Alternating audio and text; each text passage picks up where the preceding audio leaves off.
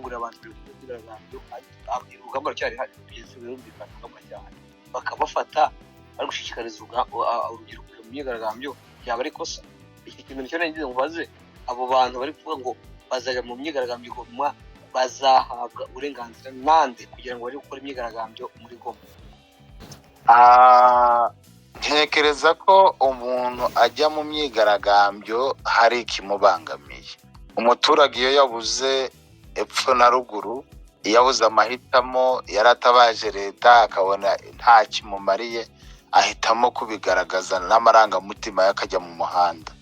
Ariko dusubiye inyuma turebe aba baturage b'Igoma haba kampani ebyiri zitanga amashanyarazi. Imwe ni ya leta ni SNL, mwana mboka ndamubona hano yabibabwira, indi niyo bita Sokode y'umubirigi w'umuzungu. Hakaba abantu batanga amazi cyangwa se kampani zitanga amazi, iyo bita Regideso ishamikiye kuri leta, amazi bavana mu kiyaga Dakama.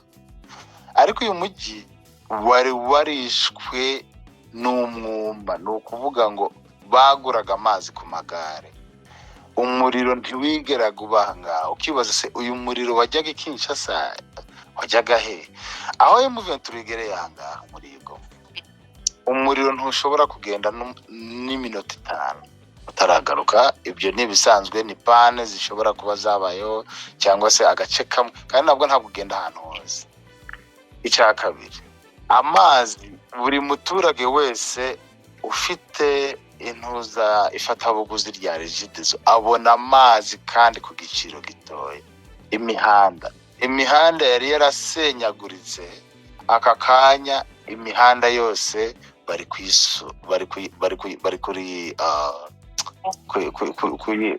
kuyisana. Imiyoboro y'amazi yari yarazibye, yarananiye, leta yarananiwe kubikora. Atari ukubinanirwa gutyo gusa, kubera ruswa amafaranga wenda agasohoka arayo gukora ibyo bikorwa remezo kugira ngo umuturage abashe kugenda neza, niyo mihanda babashe kwibungabunga. Aka kanya turi kuyisanura. Umuhanda uva Goma ujya Masisi, abahazi kuva ku gice cya Sake uzamuka mushaka imanuka Masisi, hanyura ibihingwa byinshi, ibiribwa byinshi biza muri Goma.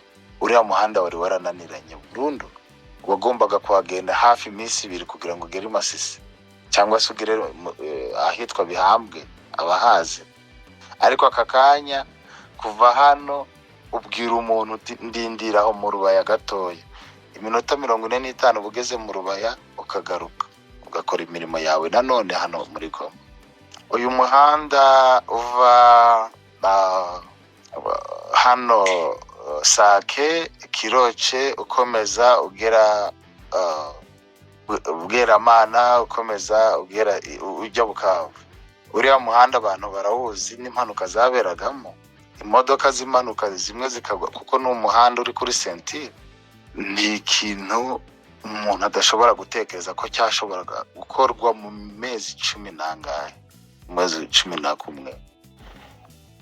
Umwanda wari uri hano muri Goma wonyine washoboraga gutuma uyu mujyi, kubera ubucucike burimo na ruswa, usanga abaturage leta yaragiye igurisha parisera abantu 2 icyarimwe cyangwa se 4. N'ubucucike buri muri Goma n'umwanda wabagamo byatumaga impfu nyinshi ziyongera zitewe na kolera. Aka kanya umwanda ni sakirirego muri uyu mujyi wa Goma. Ntekereza ko mu myaka 2 ushobora kuzaba mu mijyi ya mbere muri aka karere ifite isuku. Umujyi wa Bukavu abantu bawuzi, ni umujyi ufite umuhanda umwe, route principale. Ukuvuga ngo kuva kuri Rusizi ya mbere ukagenda mpaka kuri office za ugakomeza hejuru, imihanda iri gukorwa yindi irasanurwa. Abaturage bo ntibagusaba byinshi, nimba basabye imisoro bahereza ibikorwa. Iyo myigaragambyo rero yabo bantu bavugira muri Canada na Amerika, bamwe bafite n'ubumuga bw'ingingo z'umubiri, abandi bakavugira Kinshasa, ukumva baravuga ngo muri Goma ngo haraba imyigaragambyo. Ese ninde ufite uburenganzira muri Goma? Ese ninde uyobora Goma? Ku buryo ki amenya n'imitekerereze y'umuturage uri muri Goma n'imihumekere? Ese umuturage wa Goma umufitiye imbabazi kandi warafunze amafaranga yiwe yari yarabitse muri banki yavunikiye imyaka n'imyaka, ukayiba ukayatwara Kinshasa ukafunga amabanki, hanyuma uri kumugirira imbabazi ngo ari hamwe na M23? Izo ni imbabazi zikirura. Ikindi, urebye umuhanda uva Bukavu ugera Kamanyora, ni umuhanda unyuramo amakamyo byibuze atari hasi y'amakamyo 500 ku munsi. Ariko urebye umuhanda waho ushobora n'amosozi warira. Iki gihugu cyaraboze, kibura atari ukubura amafaranga ashobora gukora ibikorwa remezo, ahubwo kubera na ibyo bita détournement, ruswa. Umuntu wese ubonye agapost bije ivuye hejuru, yaba perezida akaryaho, yaba minisitiri ushinzwe ibikorwa remezo akaryaho, yaba timu ikaryaho, kugera ku muntu wo hasi chef de localité nawe akaryaho, amafaranga akabura, ibikorwa remezo bikazima. Muri Nord Kivu yonyine harimo amashuri agera ku 220 uvanye mwayo muri Goma, ukavanamo abantu bazi muri Kongo barahazi, ukavanamo amashuri y'abihaye Imana, yaba ari abakatolika, abadivantiste n'abasepake n'ibiki. Nta shuri na rimwe ryubatse rya leta muri izo teritware zose.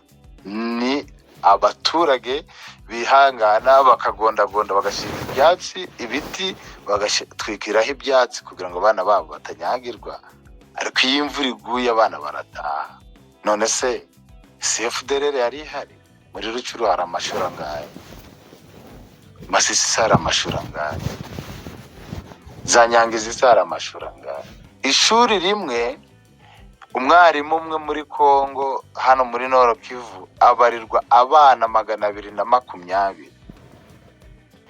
Abasaza kuva ku bwa Mobutu bakiri abarimu nta retirement bagira. Iyo no mu gisirikare mwabonye birata ngo umusirikare ufite imyaka 110 abakiri umusirikare.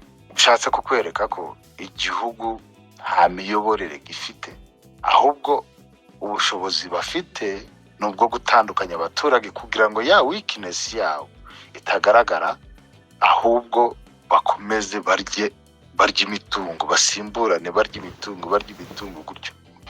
Cyane cyane mu gice cya East, muri East niho ibyo bibazo byabaye. Ni nkaho ari intara yibagiranye, mbese nta karima k'igikoni kuza mucukuramwe amabuye, mwirukana abaturage bahatuye, ariko ntimubahereze ibikorwa remezo. Systeme yakorewe abagugwe hano mu Rwanda. Ubwo Habyarimana yavanaga amashanyarazi hano muri Sebeya akayanyuza Bweramana, akayanyuza hano Kanzenze hejuru, akazamuka amashanyarazi agahinguka mu Ijenda, ahitwa mu Ijenda, ari mu kigo cya Bigogwe, ariko umuturage w'imbere y'ikigo cya Bigogwe adashobora kubona amashanyarazi. Ibyo byabaye ku bantu bo muri East bafite umutungo, ariko ntibabahereze ibikorwa remezo. Rero iyo abantu bumva umuturage arambiwe agaheraho agafata imbunda akavuga ati enough is enough, ntimukajye mufata ibibazo by'igihugu cyanyu cyaboze ngo mugihigikire ku gihugu nacyo kiri gushaka kukibeshaho abaturage bacyo mu Rwanda. Kuko nta yindi ntero bashobora kubona, nta yindi mpamvu bashobora kubona, bahita babyegeka ku Rwanda. Ariko mu by'ukuri turarambiwe, abaturage bararambiwe. Aka kanya nibwo batangira kumva icyanga cy'amahoro.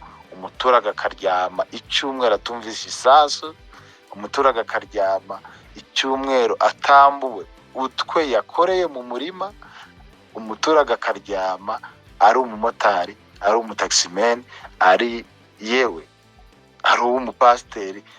Abavunjayi hano muri Goma bari baragowe mw'abantu, barashize.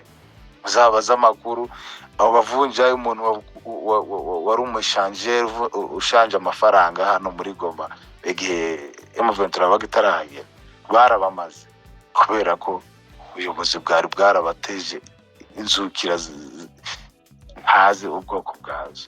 Rero impinduramatwara irakenewe muri iki gihugu cyacu. Gukuraho ubuyobozi bwa Kinshasa niyo solution ya nyuma, hakajyaho ubuyobozi bushoboye kandi bwumva abene igihugu kimwe, badakuye mu bwoko na bumwe. Tumaze kubona ko bishoboka, n'abaturage bamaze kubona ko bishoboka. Niyo mpamvu aho M23 igeze, abaturage baho barahumeka amahoro, bagatakambira n'abandi bakavuga ati ariko mutabare n'aba bantu bamerewe nabi. Aka kanya muri Warikare bari gutabaza, Warikare iratabaza bakavuga ati mwatobare mukagaruka hanga tumerewe nabi. Rero impinduramatwara ni ikintu kigaragaza mu bikorwa, kandi aho M23 igeze n'ukuri abaturage bariruhutse. Navuga byinshi n'abandi baganire murakoze. Ariko ubundi James arabatakuzi, ndakangurira abantu abashaka kuja gusura muri Kongo Igoma bamufollowinga, batamufollowinze bakamwandikira, ndagira ngo yabakira neza kandi ntacyo baba.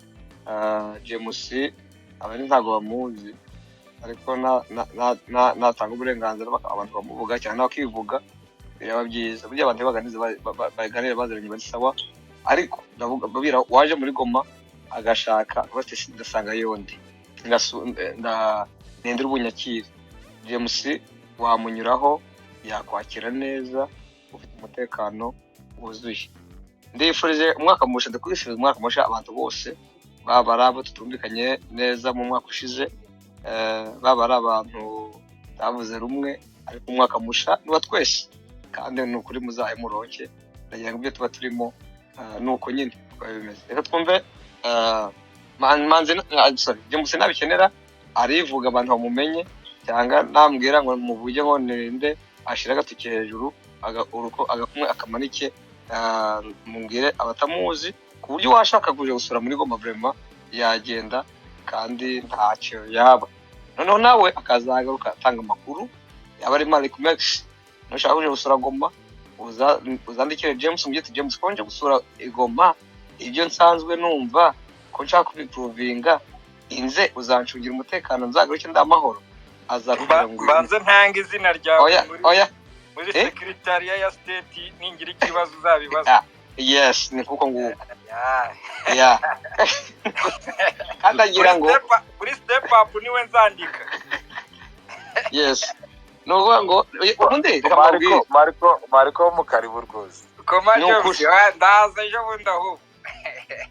Ariko James cyamara ko muri kiza uzamaze gifite agashare ku kibuno kugera mu yete nusubirayo uzatanga amakuru mazima.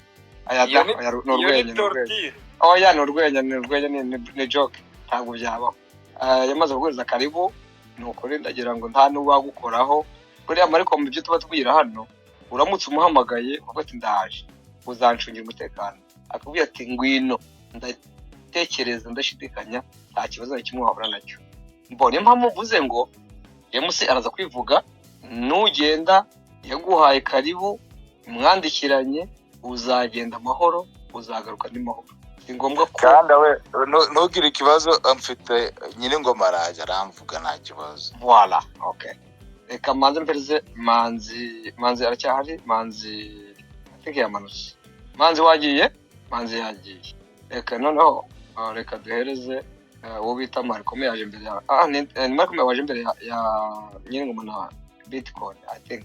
Reka duhereze Mariko. Ego kanda Umwaka musha muhire Mariko. Mwakanda muraho. Uraho neza Mariko. Umwaka musha muhire. Muri twese. Ndumva utagiye umwaka neza.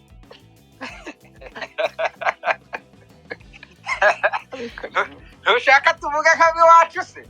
Oya tuganire rwose nta kibazo. Arashaka twakiganirira n'ubundi ibintu n'amahoro. amahoro ni munange. Ibitekerezo bya James ndabikunze. Ndashaka kugira ikintu gito mbanza kuvugaho. Ibi ntabwo ushobora kugeranya, tanze urugero ku muriro wo mu gihe cya Habyarimana. Byo byose ntekereza ko hashize imyaka 10, imyaka nako 30, sorry, 3 decades. Ntabwo ntekereza yo ko impamvu atahaye amashanyarazi abantu bari bamwegereye ari ukubanga. Kubera iki? Umuriro w'amashanyarazi ugira umuriro bakuye kuri barrage. Tuvuga urugero, umuriro bakuye kuri barrage electric ya Ruzizi, ntabwo ushobora kuwusapurayinga ku baturage. Ukenera ibintu bibiri by'ingenzi. Ukenera ibyo bita transformer, ariko ninshaka ndavuga ubwoko bumwe bwa transformer, iyo bita step down transformer. Ifata uwo muriro uje ari voltage nyinshi cyane, ukazigabanya ku buryo zishobora kuba supplied ku baturage. Ndagira mubwire yuko kugeza kuri uyu mwaka wa 2025 icyegeranyo cya nyuma cyakozwe muri Afrika, nta gihugu na kimwe cyari cyabasha kwikorera kudiscoveringa transformer yabo. Hari umushinga wo muri Middle East Africa and Central uko bazashyira transformer, step down transformer ya mbere muri 2030. Nuvuga ngo transformer buzikoreshwa muri Afrika ziba imported from outside of the continent. Niyo mpamvu usanga icyambere umuriro urabura, ntabwo ubasha guhabwa abaturage bose. Niyo ubahawe hari igihe ugenda ubura kenshi bishoboka. Ibibazo bitari Burayi, ibibazo bitaba muri Leta. Rero umuvandimwe ndagira umubwire yuko n'ubundi sintekereza yuko kubera yuko M23 FC iri muri Goma izahereza umuriro abaturage, noneho umuriro bose bawugire kandi uwo muriro ntujye ubura.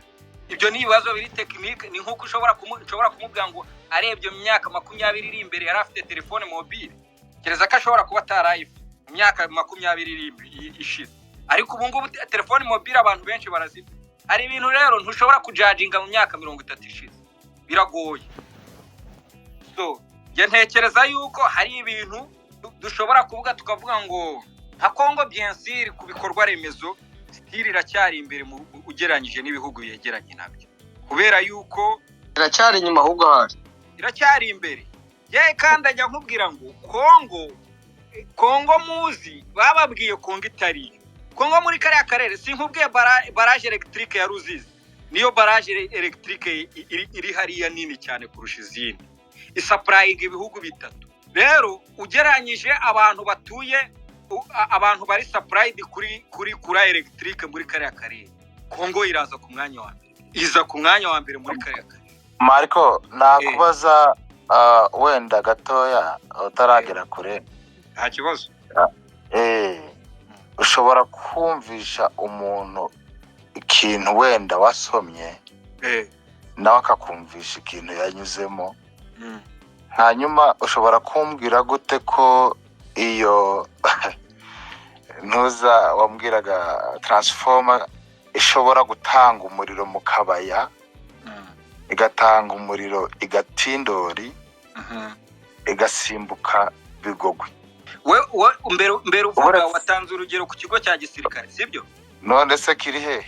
Oya, wavuze ko nyine batanze umuriro mu kigo cya gisirikare bataruka abaturage, siko wavuze? Hanyuma se ako gace urakazi byibuze? Oya, ki Rwanda ntabwo nkazi, ntabwo nge nahabaye. Okay. Aka Kongo se ko urakazi? Kongo ni hehe? Narahabaye. N'iriya barrage electric nandi kuvuga naho supplyinga naho narahabaye. Ndakubaza, uvuze ko muri aka karere iteye imbere mu bikorwa remezo. Ibikorwa remezo uvuga ni ibijyanye n'iki? Ni ibihe? N'amashanyarazi. Iyo ugarukira ku mashanyarazi gusa cyangwa ugarukira no ku bikorwa remezo, hari ibintu byinshi ngiye kukubwira. Tega amatwi. Hanyuma uburetse gatoya, iyo uvuze ngo muri aka karere, waba waratembereye East cyangwa waba warabaye muri Central na Western? Je navukiye muri Eastern ya Kongo, ndahiga ngeza segonderi, ndangiriza muri Kivu, uri kubyumva? Nkomereza muri Saint Paul i Kinshasa. So ndahazi rero utekereze ko ndi umuntu utahazi ndahazi. komeza Icyo nkubwira njye ndi kubwira ku bikorwa remezo ugendeye nko mu myaka 30 uri kuvuga y'imbere, kubera yuko yaba umuriro turabasapurayinga, dushobora gusapurayinga abantu udafite. Njye ndakubwira ngo umuriro wa Ruzizi Premium uramutse uhagaze, aho mperukira kubireba Uburundi bwatakaza 48% y'umuriro w'amashanyarazi bafite, u Rwanda rwatakaza 67% w'umuriro w'amashanyarazi dufunze barrage electrique yacu. So rero ni egare yuko tubasapurayinga, niko bivuze turabasapurayinga. Rero nibaza bakakubwira ngo bongo bafite ngo umuriro ngo w'amashanyarazi bawufite uva hehe. Njye cyo nandi kugira ngo usobanure James, nandi kubwira yuko barrage electrique ntabwo ari supplying abaturage. Uriya muriro uva kuri barrage electrique, tuvuga urugero hari projet y'abanyaburayi na Congo bari gukorana ya barrage Dinga yo kuri Fleuve Congo umenye ko bafite ubushobozi bwo gucanira Afrika. Ariko Marco kugira ngo wenda ndagira ngo mubaze ikibazo. Marco ndakuzi propaganda yawe ubizana ukora n'ibyo byose udavugana.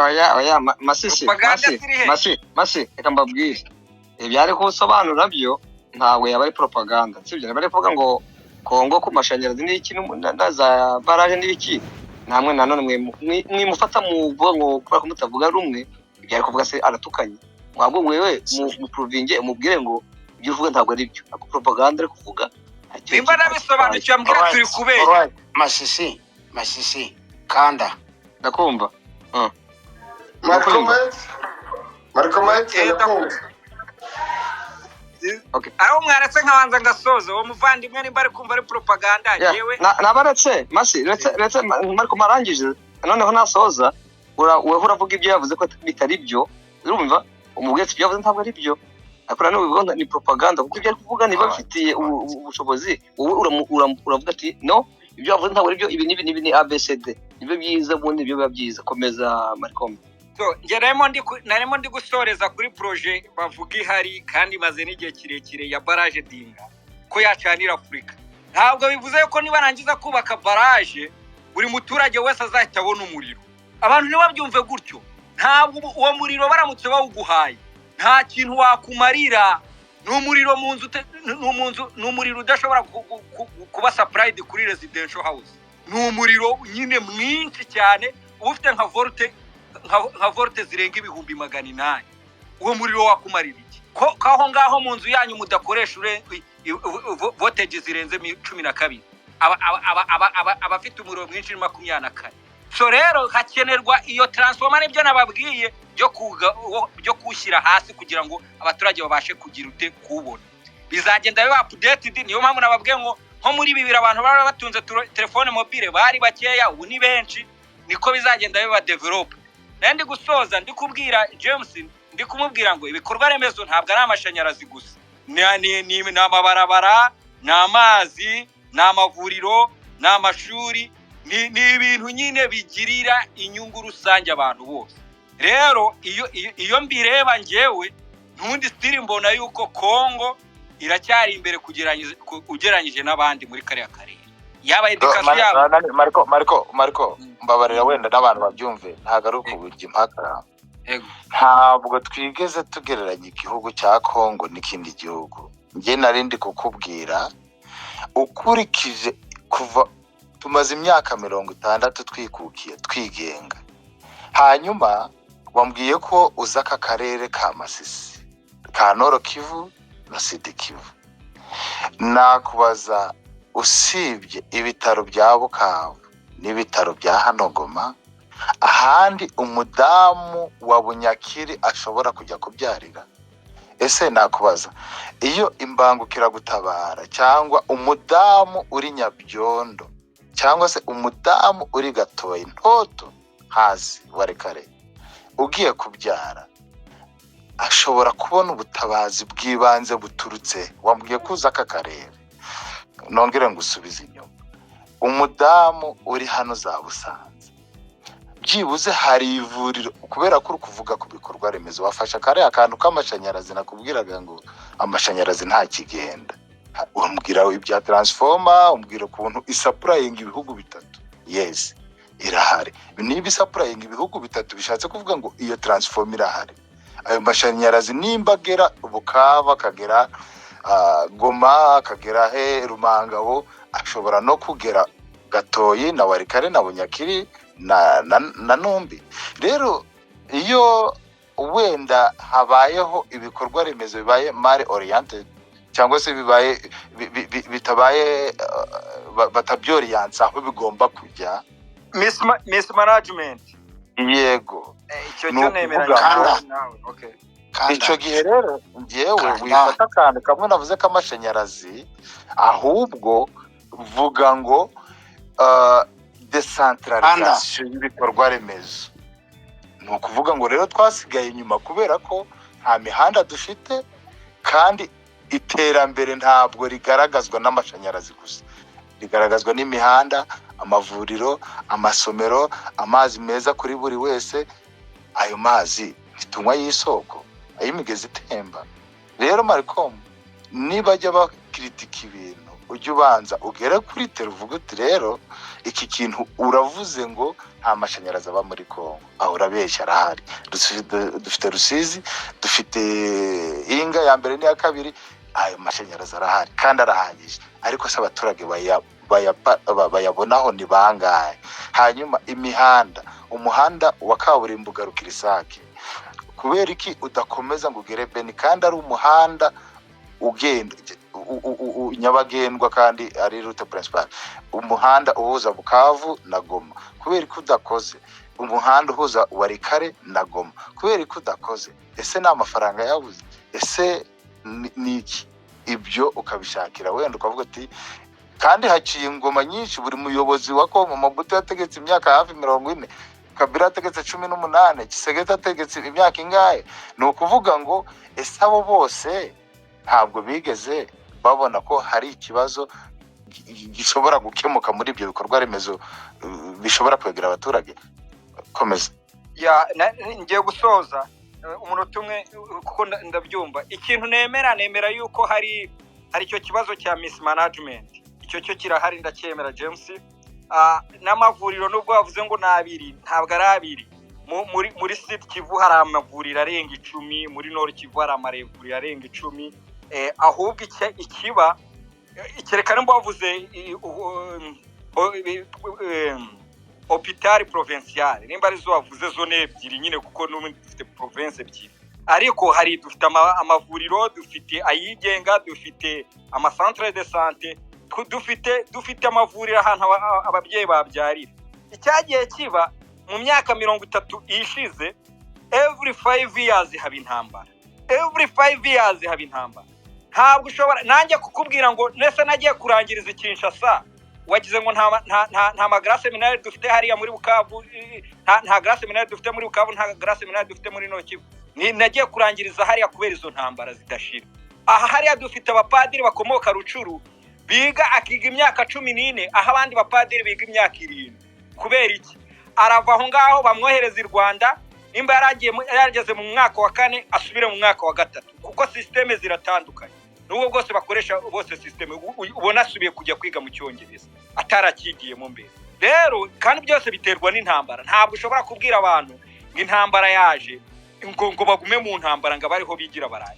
So rero ngiye cyo nakubwira ni kimwe, hari mismanagement, hari n'ibyo bibazo by'ingaruka z'intambara bituma tudatera imbere, kugira ngo ibyo twabanje turusha biriya bihugu bindi byose bidukikije, tubirusha ibikorwa remezo, tubirusha abantu bari bien éduqué, tubirusha buri ikintu cyose twarabarusha cyose, ariko byose kubera ingaruka z'intambara bamwe na bamwe hari n'igihe babiducyurira. Ukumva umuntu arakubwiye ngo garako se mwe ngo ko mutagira amabarabara, akibagiza yuko ayo mabarabara muri za 96, 97, 98, 99 batwayemo aya maburudezeri y'amashene, ibintu n'ubundi bitajya bikorwa mu gihe cy'intambara. Ayo mabarabara bakayasenya ku buryo ugeraho ukibaza nimba yarigeze abamo makadamize bikakuyobera. Ariko mbere twe dufite amabarabara. Kanda njye ntekereza ko ari ibyo ngibyo, Kanda. ntekereza ko Karimbira na Muranga. Malcolm urakoze Kanda, Malcolm utagize baguheza ijambo sibyo uvuga kanda nakubonye naguhe mic discipline mujye mutegereza umuntu niba ari kuvuga wimuvugiramo sibyo nso bita Innocent ujye uhinduranya amazina hano bategereje Beto okay rero ko mbabwire rero oya nyine witwa Innocent namaze kumva ibyo yawe icyo kuvuga rero ni kimwe n'iki nuko Malcolm ibyo avugaga ntabwo ndi kubaza ceceka ndagumwanya Malcolm wavugaga ko Kongo ifite ibikorwa remezo ariko kuvuga ngo Kongo ni yacu twese ntawe wiyubuke igize abayobozi beza bakunda igihugu bakunda abaturage Kongo yaruta na Amerika ntabwo na Amerika yitereraho kuko Kongo bino bihugu by'abazungu niho bikura ubwo butunzi bwabo Kongo rero igize abayobozi bari strong bakomeye bakunze ubusege babo bagira ubushobozi ibyo bikorwa remezo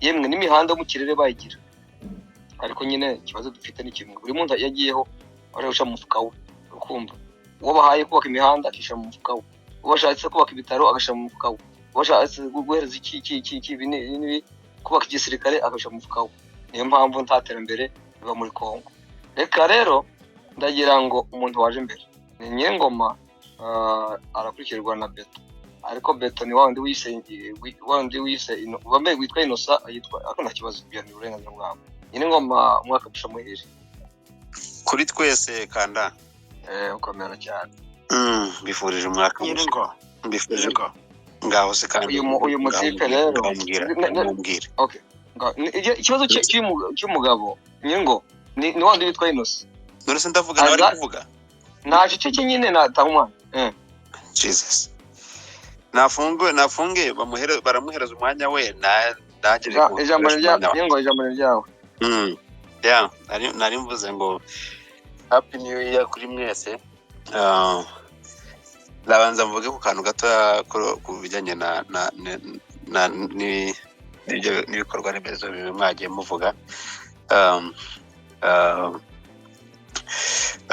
uvuze ku hari ibyo ntuza James yavuze ari kunenga ibikorwa remezo ko bidahari James yavuze ko nuzamukura muvuga nubona kanya uze kumuvuga nta kibazo yagwaye uburenganzira ntabwo ndibuze ngo simuvuge ndamuvuga gute ko ntamuzi ko ntabanye nawe ntabwo umuzi pe kandi yavuze ko kumuzi muzi hano ku mihanda ariko simuzi pe James we Nyengoma arakwihakanye arajyakanye byago ndifashe none ndiko kuri kandi ntabwo nsinya ntabwo mbesheje mwarano tuziranye twahuriye wenda bibiri mbona nkubone usibye hano ku mihanda mbese wakoraho umuntu inkuru utamuzi ntabwo dukomeze ijambo rya reka nze noneho reka tujyane ku bijyanye n'ibikorwa remezo James yari amaze kuvugaho ari kuvuga ko muri Goma hari imihanda ari ko kaburimbo igenda ikagarukira hariya muri Sake n'ibyo ariko akavuga ko nta umuhanda utagenda ngo ugere na za Butembo naho handi hose ngo imihanda ibitunganyije n'ibyo ariko hari igice kimwe mwibagirwamo wenda tukaba tuvuga Kongo y'ungu yahuye n'ibibazo ariko ntituvuge Kongo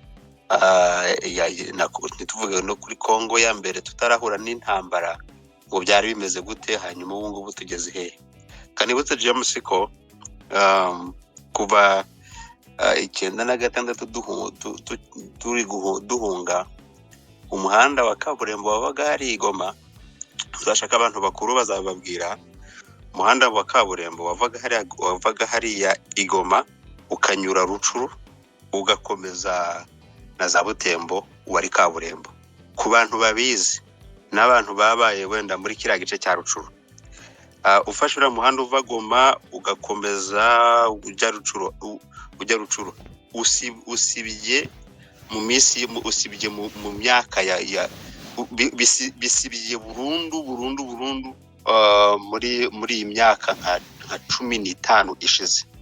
Ariko mbere yaho hari igihe wagendaga nura muhanda ukabona aho ibisigazwa bya kaburimbo biri. Niba ari byo mvuga, niba ari mbeshe, wenda muraza kunyomoza, ariko murabizi ko ariko byari bimeze icyo gihe. N'ubu biracyahari nyine ngo n'ubu biracyahari.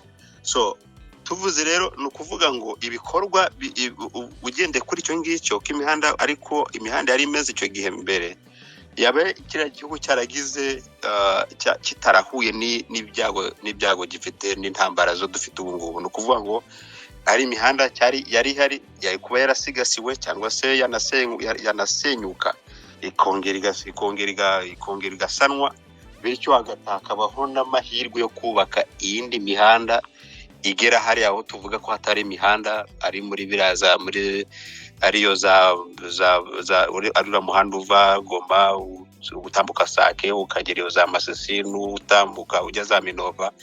Iyo mihanda ngira ngo kiriya gihugu kiba gifite umutekano, iyo mihanda yose iba yarakozwe, kuko n'ubundi ndabizi ko duhunga yari imihanda y'ibitaka icyo gihe ikora neza ariko itarimo kaburimbo.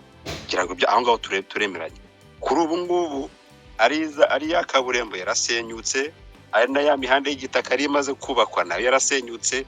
Ni ibintu byabaye destroyed ku rwego ruhagije, ku buryo igihugu gisigara kidafite ubuzima, ariko ni kubera ziriya ntambara n'ubundi.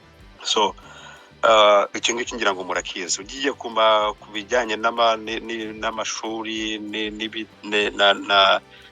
n'ibitaro, ahantu abantu bagendaga babyarira, reka nze ku bitaro byafashaga ibitaro bikuru bya Ntuza bya Goma. Ngira ngo niba James arabizi neza ko ufashe nge nakubarira amasite agera nko muri 10 ahariya muri biriya bice yarahari, kandi yakoraga neza muri icyo gihe, ndetse n'icyo gihe muri centre aho ngaho yari ifite umuriro w'amashanyarazi. Ndavuga muri icyo gihe, n'ubu ngubu biracyahari. Ugiye muri za wenda ntago ndi gufata umwanya munini, uvuye muri Rucuru yonyine, bari bafite centre de santé ya Rwankuru ifasha ibitaro bikuru bya Rucuru zone. Bakagira uvuye muri groupement ya groupement ya Jomba, hariho ibitaro bya Rwankuba. Uvuye muri groupement ya Bukombo, hari hôpital ya Bukombo. Ngira ngo uvuye za Bukombo ukajya hari Gicanga, hari hôpital nayo ihari. Uvuye Gicanga ukayemanuka kujya za Mweso, hari hôpital nayo irahari, kandi aho zose hari amasite barezi y'amashanyarazi. Aho birahari. Uvuye hariya ukaza muri Masisi ukajya muri hariya Nyamitabo, hari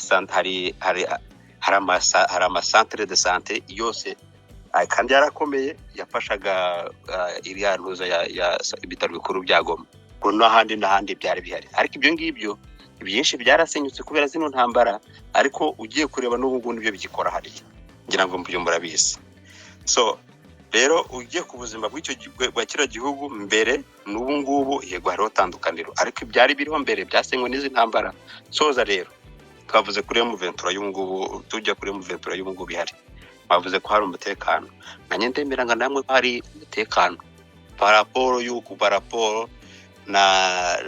na leta uko yari ihari, uko leta yari ihari. Ndemera ko hari umutekano. Abantu mbona hari changement ihari, itari uko imbere bitari bimeze. Kuba abantu bagenda free, hari ibyo umuntu yahakana, hari ibyo umuntu yahakana, n'ibyo atahakana. Kuba hari ibyo bikorwa bihari n'uwo mutekano ukaba hariho ikinyuranyo kiri hagati ya leta na M23, ibyo byo ndabibona ko muri Goma none hari nubwo hatabuze ibibazo abantu abantu bisanzwe ku abantu hari abantu bashobora kuba bahohoterwa cyangwa se habaye ibindi bibazo nta hantu bitaba ariko nibaze yama bariyeri wava urucuru akamanuka akajya muri Goma ayo ngo ntibaza ko ntabwo agihari. So hari ibyo nashimira M23, hari ibyo nashimira M23 kuri ubu ngubu, hari n'ibyo leta nubwo munavuga ku ruhande rwa leta, ariko hari n'ibyo leta yakagombye kwigira no kuri M23 byayinaniye. Ibyo hari byayinaniye kuba abaturage bashobora kuba bagera abaturage bashobora kuba kuba leta kuba abaturage bashobora kuba bagira umutekano M23 yahageze, ariko leta yahagera hakabusanga hari ibibazo ibyo ngibyo nta utayibona ariko nibuje ko hari n'abandi barenganywa kuko nicyo gitekerezo natanga naho ubundi ubuzima nuko nguko bumeze. Mwakoze Kanda. Umutekano nzawemera nisura James nkagaruka amahoro. Uzagaruka humura, uzagaruka James yakwemereye ko n'umusura. Malcolm ngo burya bonge uca umugani ariko n'umugani w'Abanyarwanda kandi ntabwo nta kibazo kiriho. Baravuga ngo ushaka guhima igisambara kibitse. Sibyo buriya iyo uzi ko umuntu wenda uturanye n'umujura ugafata umuntu ajya yiba ukamubitsa itungo ryawe ntabwo azaryiba cyangwa ikofi irimo faranga azavuga ati ninyatwara njye ko nibyo atwaye. Sibyo bya bindi rero mwebwe muvuga ngaha muzamwandikire mugire ati James ndaje. Ntabwo umva se tega amatwi nushaka n'abaje muzungu na James nareke mbimubaza muzungu namubajije kubera iki abantu bakora critique ku bitagenda muri M23 babambura ubuzima. None arambaza ngo muhe urugero, ndamubwira hari umuhungu bita Kaneza Maxime ni umufrere rogazioniste bafashe ikigo cyabo kiri Bukavu, ntekereza ko nimba warabaye Bukavu Bukavu nkaye hafi na Muhumba ndahazi.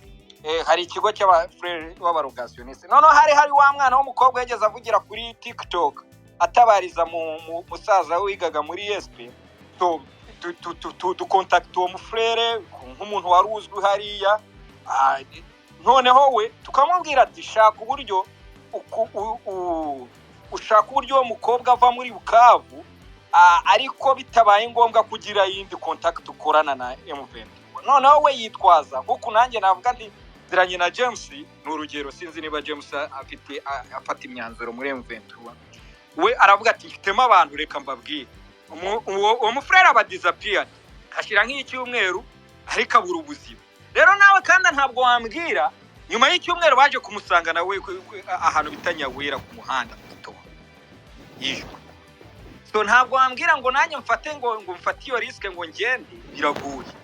Aya uzabivagira hano kuri space ubu yati ngewe James ndagiye nimbuza James ndabyemera. Okay Marikome reka mubwire ngiye biroroshye nzamushyira kuri form ya step uhe contact ya superior wanjye napfa ariko nawe yazagira ikibazo umva nyine Marikome reka mbabwire mu bihugu birimo intambara nka Kongo sibyo ntabwo nta mutekano uba wuzuye 100% ku buryo no mufrere ashobora kwicwa n'abazalendo. Abazalendo bashobora kubugenda bakamubwira ati duhereza amafaranga yajinganye gato bakamwica. Sibyo ibyo bintu byo biraba ntabwo uvuze ko yawe yakanda wijye uvuga mwese wazalendo yakica umuntu ubakritika nyine kora we data we yakirikana n'abandi Kanda reka nzembaze Mariko. Ndakumva James arega si nawe wenyine James ngena ku rutonde rw'abantu bari narahakoreye umva nkubwiye je ntacyo ndicyo muri M23 ndi umuturage wishimira ibyo M23 imaze kutugezaho. Nawe uri umuturage ufite ibitekerezo byawe bihabanye nuko M23 ibibona. ufite ibyanengaye mu venture wa ufite n'ibyanenga leta. yego. So uremera ko leta yakoze amakosa mu guhereza abasivili intwaro? Urabyemera? Leta se leta niyo yabahaye intwaro. Iyo ni article ya 63 na 64 twemera intwaro. Muzihawe ku buhe buryo? Ntabwo tuzihabwa. Icyo gihe ako kanya uvuguruje Ekenge, uvuguruje Gisegeti, uvuguruje na Bitakwiye. Oya uze gusoma neza article ya 63. Uretse gatoya. Mu baturage batuye muri Nord Kivu na Sud Kivu twasanze James, sorry, nta muce mu jambo ariko ndasaba kanda agasikren ngakumbuye. Sorry, nakomeje gukurikirana ngerageza ibyo nshoboye, ariko James ibyo avuga kuri like kubanyamasisi n'uburyo tubayeho, ariko muri kije itegeko shingiro rya Kongo cyangwa se itegeko shingiro ry'abanyagihugu batuye Kongo. Ntago najya kure ya Malcolms, niba nibeshye mu manure, niba mvuze ukuri mu mperezo umwanya mvuge, cyangwa se like James uko yexprima cyangwa se uko avuga ibitekerezo bye. Ntabwo namubwira ati uri mukuri cyangwa uri mukosa, ahubwo ari mukuri kwe. Ariko ngushimire wowe, happy new year, kandi ngushimire cyangwa se nguhereze like kanda nkuzi ku face, ariko nkuzi ku izina rya kanda nk'umunyamasisi. ahubwo nakwiteranyije na Inosa beto ikibazo cyawe nawe uyu muntu aguhaye uburenganzira bwo kuvuga ibyo, ntabwo waje muri Kongo ngo uvuguruze perezida Gisegeti ibyo ari kuvuga, urategereza akavuga. Nakwiteranyije n'umuntu witwa Inosa, niwe ugiteze akavuye kuri space. I'm sorry, ndumva utari we. Komeza igitekerezo cyawe nta kibazo.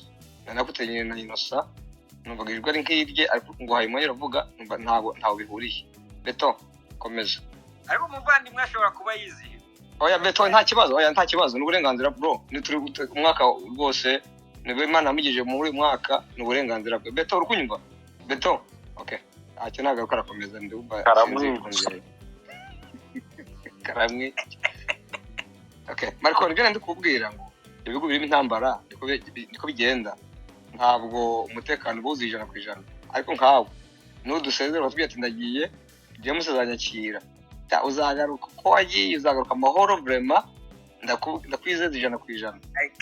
Kandi uri kwishyiraho umusaraba. Oya n'izina ry'Imana. Oya nugende mbakubwire tega amatwi. Icyo ndi kugira ngo mubwire kibijyanye n'intwaro. James ashobora kuba atabyumva, ariko nka itazi niyemerera umuturage wese kugira intwaro. Intwaro abaturage bafite zikubye inshuro 3.6 intwaro inzego z'umutekano zifite. Nasomye icyo cyegeranyo. Hanyuma okay, urakoze kubivuga gutyo. Nasomye icyo cyegeranyo ndumirwa. Numwanga abaturage bafite intwaro 3.5 z'inzego z'umutekano. None ibyaha biba cyane biba biri hejuru muri Amerika. Uretse nyine banza soze kuko nuhita unca mu ijambo ntabwo mva point yanjye icyo nshaka. Ariko nubwo bwose hari ibyaha pe, abantu iyo bafite imbunda hari ibyaha, gun violence iriyongera, ariko ntabwo hari insecure nk'iri hariya muri Eastern ya Congo. Oya numwango muri Est ya Congo ibyaha bihari, n'induru zihari, n'intambara zihari, n'umutekano muke uhari ushingiye ku ntambara cyane kurenza uko abantu bafite imbunda. Na cya kintu wavuze nemeranya nawe cyuko zitari controlled. Nubwo bwose izo ntwaro zihari muri Leta zinari nyinshi, ariko ziri controlled. Numwango inkeya nizo zitari control, inyinshi ziri control muri zo. Bazi ngo umuntu afite imbunda imwe, afite imbunda enye mu rugo, akagira magazine 3 z'amasasu, biba bizwi bikontrol. Iwacu rero kubera izi ntambara zagiye ziba every 5 years, hari naho imyaka 5 itashize, iyo ni average. Ariko 2001 ndabizi hari intambara, iyo ntambara yarabaye igera 2002 2001 2003 hari intambara, 2004 hari intambara muri Syria, 2006 2008 2009 hari intambara muri Nord, 2012 hari intambara, 2017 hari intambara. So ni intambara zihoraho rero, nibyo bituma abo umutekano muke. Kanda Beto yagarutse rakangutse. Okay Beto, nakubwiraga nakwitarije neze ngo nditwenesa inositeza kavuye ku space nakuye ngo sorry naye nkifuje umwaka musha. Yes, thank you brother. Max yararimo avuga ariko ngewe nacecetse kubera ko narinzi ko wena ndi kuderanje. Malcolms ntabwo narinzi ko yararimo akomeza, ariko naje nsanga yuko nibeshye.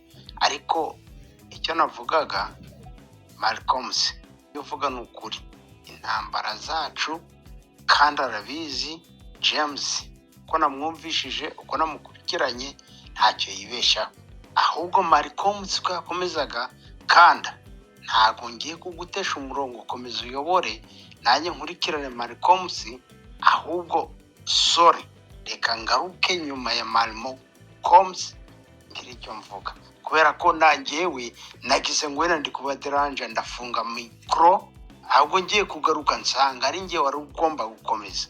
Kanda sorry and I don't give up brother, you are my sissy brother, you are my sissy brother, you are my sissy brother, and I give up. Don't give up. Boom. I can never give up. Iyo ni inama nziza kandi natwe twese turayumviraho. Okay James, narimo njya ndikubwira yuko ibintu bijyanye n'intwaro byabayeho kubera yuko itegeko nshinga article ya 63 na 64 yemerera abaturage kwirinda bakoresheje uburyo bwose bushoboka harimo n'intwaro mu gihe batewe. Ikintu cyonyine ingingo ya 64 ibabuza ni ugukoresha izo ntwaro batera leta yabo, nicyo ibabuza. Ariko mu gihe igihugu cyabo cyatewe bafite uburenganzira bwo gukoresha intwaro, mu gihe community yabo itewe bafite uburenganzira bwo gukoresha intwaro. Itegeko nshinga ryemeye kuzageza igihe tuzarihindura, kuzageza igihe tuzakura miliyari article tukayikuramo. So none navuze ibibazo gusa, reka byibura ntange igitekerezo cyane cy'uko ibibazo byose byarangira. Kandi mu munota umwe turabizi neza yuko nta kintu kibi kurenza intambara, n'ingaruka z'intambara niz'igihe kirekire. Mu bintu dukeneye atari two twenyine turi hano kuri uru rubuga, n'abakongomani bose mu budasa bwabo, muri differences zabo, dukeneye stability, dukeneye ko igihugu cyacu gitekana, kandi atari umutekano w'imyaka 2, ari umutekano uhoraho. Uko ibyo bintu rero byashoboka, uko igihugu cyacu cyatekana intambara zigahagarara, nuko tuzishyira hamwe na leta, kandi abaturage akaba aribo bareba ibyo bakeneye, akaba aribo babisaba. Mariko nguciye mu jambo kandi ntabibiza, nase leta wa mugabo ufite dushaka twiyakanye ikimenyimenye ko na generali ubugira ingabo yavuze ko ibyo yavuze ko byumvishije uzifatanye n'indetse itadushaka itatwemera. My friend, mwagiye namwe mugerageza mugacikwa nizamu iyo leta itakwemera. Uriya mu generali yarabivuze, arabivuga arareka. Kanda ndakuva Omaye amasegonda 5 nkabaza Marco. Wayi munota Ikumbure no munota. Uyu muvandimwe n'umugenzi wanjye w'umuseminariste, ariko ikintu ngenge mugiraho inama, muri kunyumva neza? Ya turakumva neza batangura batanga. Okay. Ni wari kugira inama ahubwo mwumve neza tega amatwi. Ngiye Marikomo ndamubwira, Marikomo naje kumufollowinga nyuma, yatangiye ajya avuga nabi, ariko nawe afata akantu ka doze. Murumva doze icyo bisobanuye? Yego. Noneho sasa ikintu akora sinzi muri seminari hari ibintu batwigishaga ni ariko si no muri seminari no muri logique hari ukuntu batubwiraga muri logique ngo iki kintu uragikora kandi ntiwagikora. Iyo ni logique.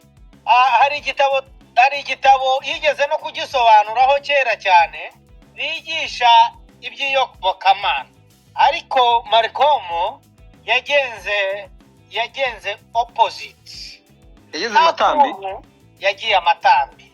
N'umuntu ugira leverage de upansa lwe, ushobora gukoresha ubwenge bwiwe akabukoresha mu nzira nziza, ugatanga umurongo ndetse n'abantu bakamuyoboka. Ariko the way ahantu hari n'imyumvire yagiyemo inahirya doze yamubase yamuhinduye ntibimukundira. Malcolm arabizi neza muri seminaries abantu bizemo bose, usibye ubwenge Imana wenda yaba yaraduhaye za karemano, ariko ntabwo tukimwumva. Nanjye ntabwo kimwumva, sinzi ashobora kuba nete wakansinze ahari, ashobora kuba ari mu muhanda, birashoboka abandi kumwumva, ariko atari yagaruka. Aha urabonetse, wari wabuze ntabwo kumvikana. Malcolm Ndakumva mon frère. Kandi to akafite biragaragara. ashobora Luka kasabye Mike tumuhaye bitari biguruka, sinzi impamvu kuntu byagenze Mike. Okay. Malcolm arabizi neza ko hari abana bigaga ku maseminari harinze ndondogora amazina batsinzwe. Uri kunyumva neza? Network nabuze network kabisa. Aho ngaho aho umva komeza. Bagatsindwa ya discrimination tuvuga, bagakurwamo bagatsindwa bakirukanwa mu bigo, usibye bake bagiye wenda basovwa n'Imana cyangwa no kuvuga ati aba bene wacu baragukunze reka komo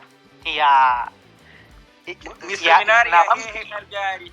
ngewe sinzivuze, urazizi nawe, urazizi zose. urazizi zose.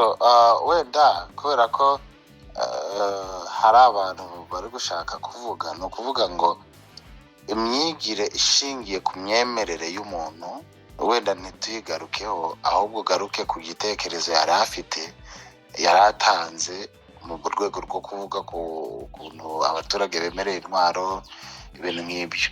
Noneho utagiye mu myigire yiwe n'intuza byaba byiza kuko ntabwo ntekereza yuko ibintu ari kuvuga biri mu kuri kwinshi, kubera yuko ntabwo bareba ubwoko, ntibareba ahantu so dufite abansenyeri bari mu moko yose.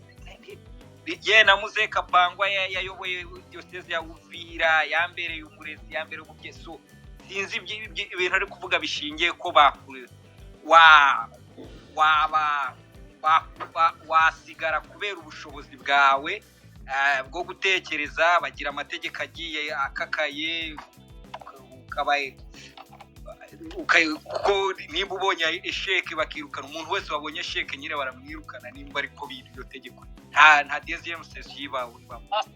Ntabwo ntekereza ko ntabwo ari icyo kibazo cya esheke. Ukimenye ko habagaho naho irondakoko ryabagaho nyine muri seminari zahe. Ahubwo se ibyo bihuriye he n'ibyo turiho? N'iki kibazo ngewe ndashaka kugaruka kubera iki Malcolm ashobora gushigikira leta itadushaka, kandi ariyo ya leta igenda yigisha abandi bakuri ibigo runaka, mwigishe kwanga abantu.